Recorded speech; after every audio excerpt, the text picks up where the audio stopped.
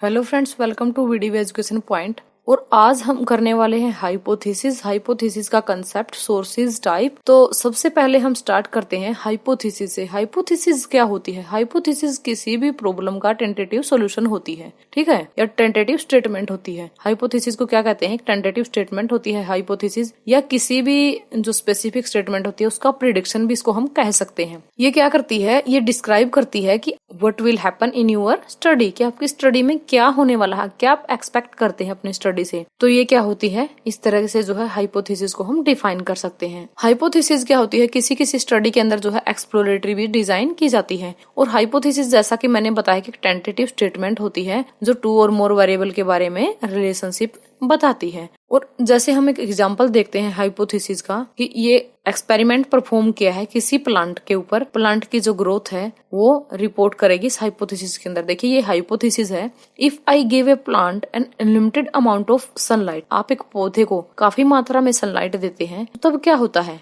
Plant क्या करेगा? Grow करेगा, यानी कि लार्जेस्ट पॉसिबल साइज के अंदर ये ग्रो करेगा। जितना पॉसिबल हो सके ये अपनी डेवलपमेंट या ग्रोथ करेगा। तो ये क्या है? एक हाइपोथेसिस है।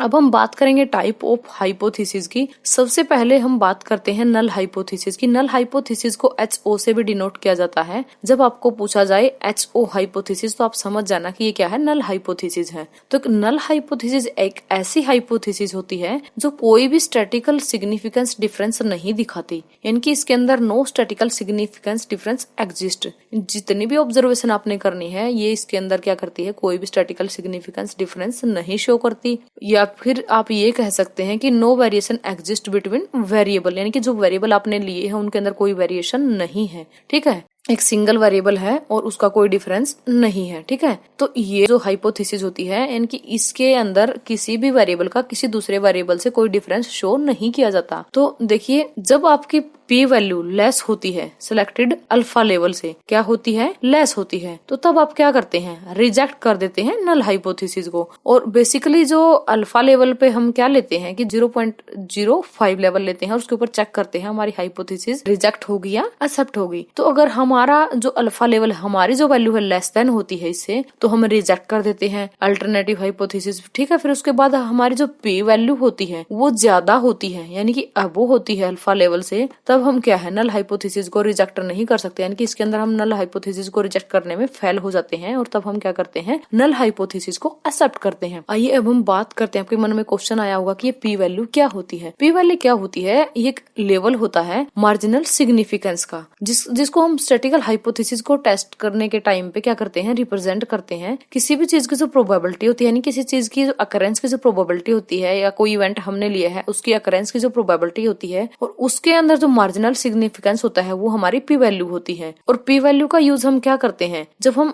किसी भी चीज को एक्सेप्ट करते हैं या रिजेक्ट करते हैं, तब उस पॉइंट पे हम पी वैल्यू का यूज करते हैं। तो ये क्या करता है? स्मॉलेस्ट लेवल ऑफ सिग्निफिकेंस हमें प्रोवाइड कराता है, ठीक है। तो हम क्या करते हैं? जब स्मॉलेस्ट लेवल ऑफ सिग्निफिकेंस होता है तो नल हाइपोथेसिस को हम क्या करेंगे? रिजेक्ट कर देते हैं। तो ये होती है पी वैल्यू। उसके बाद हम बात करेंगे डायरेक्शनल हाइपोथेसिस की। डायरेक्शनल हाइपोथेसिस एक ऐसी हाइपोथेसिस होती है जो किसी डायरेक्शन को स्पेसिफाई करती है, यानी कि किसी दो चीजों के बीच में डायरेक्शन को स्पेसिफाई करती है, दो वेरिएबल्स के बीच में डायरेक्शन को स्पेसिफाई करती है, और ये डायरेक्शन पॉजिटिव और नेगेटिव हो सकती है। तो देखिए, जब हम किसी चीज को प्रेडिक्ट करते हैं डायरेक्शनल हाइपोथेसिस के थ्रू, वो क्या होती है? पॉजिटिव और नेगेटिव हो सकती है। तो एग्जांपल है डायरेक्शनल हाइपोथेसिस का, girls perform better than boys. यहाँ पे डायरेक्शन है कि वो बेटर परफॉर्म कर सकती है। कौन? गर्ल्स परफॉर्म कर सकती है बेटर, किससे? बॉयज से, यानी कि डायरेक्शन स्पेसिफाई हो गई यहाँ पे। उसके बाद बात आती है नॉन डायरेक्शनल हाइपोथेसिस।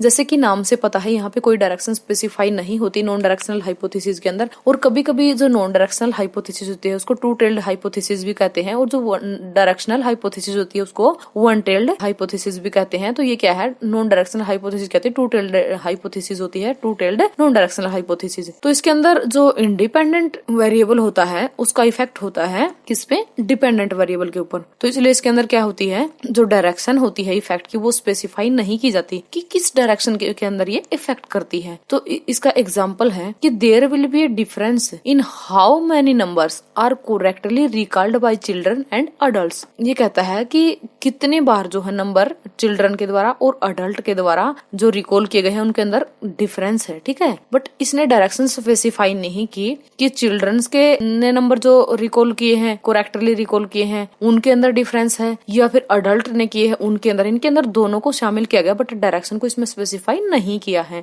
अब हम बात करेंगे अल्टरनेटिव हाइपोथेसिस की। अल्टरनेटिव हाइपोथेसिस क्या होती है? जब हम जो नल हाइपोथेसिस होती है उसको डिसप्रूव करने की कोशिश करते हैं तो रिसर्चर क्या करता है, वो खोजता है एक अल्टरनेटिव सॉल्यूशन या अल्टरनेटिव हाइपोथेसिस को। जब हम अल्टरनेटिव हाइपोथेसिस को बनाते हैं तो अल्टरनेटिव हाइपोथेसिस का एग्जांपल है my health improve during the time when I drink green tea only as opposed to root beer only. यानी कि ये कहता है कि मेरी हेल्थ के अंदर इम्प्रूव हुआ था, यानी कि इम्प्रूव होता है जब मैं ग्रीन टी का ही यूज करता हूँ, ग्रीन टी पीता हूँ तो मेरी हेल्थ के अंदर क्या होता है, इम्प्रूवमेंट होता है। लेकिन जब वो बियर पीता है तो इसका अपोजिट होता है। यानी कि ये क्या है, अल्टरनेटिव है। एक को हमने क्या करना है, डिस्प्रूव करना है और एक को क्या है, एक्सेप्ट करना होता है।